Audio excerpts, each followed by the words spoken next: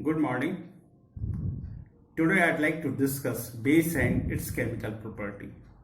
Base is a chemical substance that having a bitter in taste and it turns red litmus solution to blue. There are two different types of base, strong base and weak base.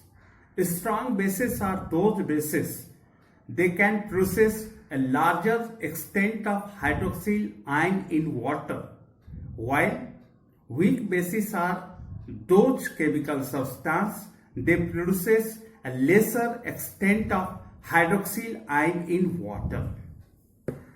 Water soluble bases are known as alkalis.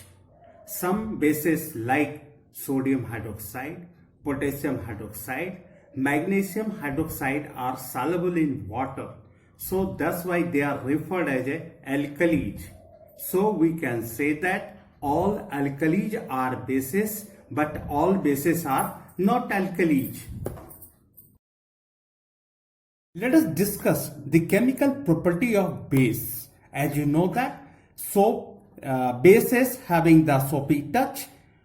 Base are two types, strong bases and weak bases. Strong bases produces largest extent of hydroxyl ion after dissociation, while as weak bases produces lesser extent of hydroxyl ion. So this is a basic difference between strong base and weak bases. Now we find that acid interact with base to form salt and water. This is a neutralization reaction. When metal react with base to form salt and releasing hydrogen gas. Here we find that zinc metal react with sodium hydroxide to form sodium zincate. Sodium zincate is a salt. Now metal react with base react with a non-metallic oxide. When it is interacted with base, it forms salt and water. Here calcium hydroxide react with carbon dioxide to produce salt. Now I would like to discuss what is the acidity of base.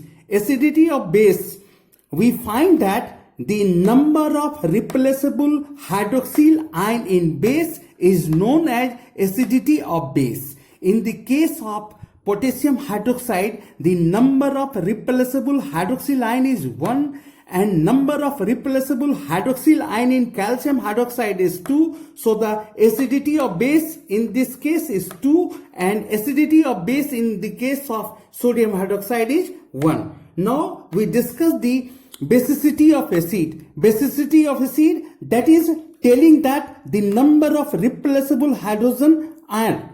Here the number of replaceable hydrogen ion in the case of hydrogen chloride is 1. So the basicity of acid in the case of HCl is 1. In the case of sulfuric acid is 2 because the number of hydrogen ion is 2. And in the case of phosphoric acid H3O4, the number of replaceable hydrogen ion is 3. Now we find that what do acid and base have in common? Acid और base में common क्या चीज है? Both acid and bases are ionizations. When dissolved in water, they dissociate into their respective ion. But glucose and alcohol, when dissolved in ion, they are not completely dissociated in their ions. They are partially dissociation will be takes places. So that's why by passing electricity, acid and base can conduct electricity, but glucose and alcohol doesn't conduct electricity because they also contain the covalent bond. So that's why they are not good conductor of electricity. Now I'd like to discuss the pH scale. It's a very important topic. Acid और base का strength पता करने के लिए सबसे important topic है pH scale. It is a very useful to find out the actual power, actual strength of acid and base. Here pH scale, P stand for power, which is taken from the German word proteins, their meaning is power. The first time such type of scale introduced by Sorensen, and this is known as Sorensen scale. This scale indicates 0 to 14 scales, and at 7, this 7 is a neutral point. ये जो है 7 neutral point है और it is starting from 0 to 14. Starting point 0 to 3, the value gives the strong acid, or 4 to below 7 showing the weak acid, and more than 8 to 10 showing the weak base, and 11 to 14 showing the nature of strong base.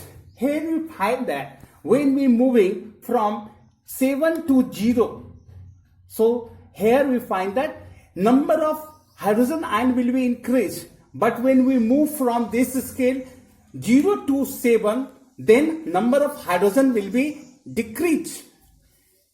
In the same way, here we find number of hydroxyl ion will be increasing when we move from 7 to 14, and number of hydroxyl ion will be decreases when we move from 14 to 8.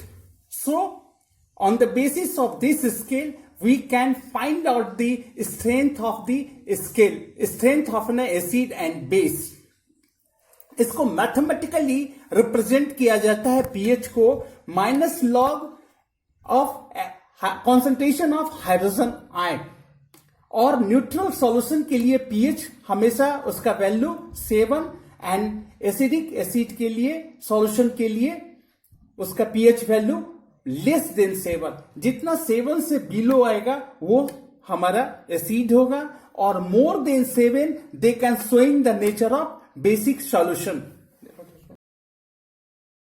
Universal indicator solution are also available to predict the pH of the solution. The solution is acidic, basic या neutral solution.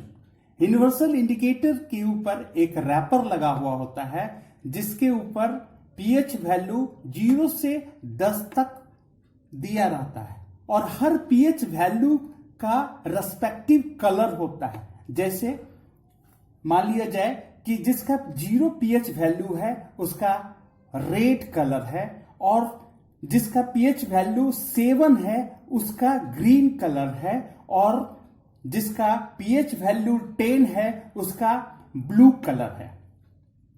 तो हम लोग को अगर कोई solution दिया है check करने के लिए कि उसका pH वैल्यू क्या है, उस सॉल्यूशन में हम जैसे यूनिवर्सल इंडिकेटर के साथ इंटरेक्ट करते हैं और उसका कलर जो है यूनिवर्सल इंडिकेटर का अगर हमारा 0 अगर बिल्कुल रेड आता है तो हम समझ जाते हैं, क्योंकि 0 वाला पीएच का बिल्कुल रेड था. अगर सॉल्यूशन का कलर 7 आता है तो हम 0 ग्रीन आ जाता है तो हम समझ जाते हैं कि उसका पीएच वैल्यू 7 है. अगर सॉल्यूशन का कलर पूरा बैगनी कलर आ जाता है तो हम समझते हैं उसका जो है आपका पीएच वैल्यू 10 है. इस तरह से कलर चेंज होता है, और उस रेस्पेक्टिव कलर को हम उसके पीएच के मेजरमेंट जो यहां पे स्केल दिया है उससे मैच कर लेते हैं, और हम लोग रफली आइडिया निकाल लेते हैं कि जो सॉल्यूशन दिया हुआ है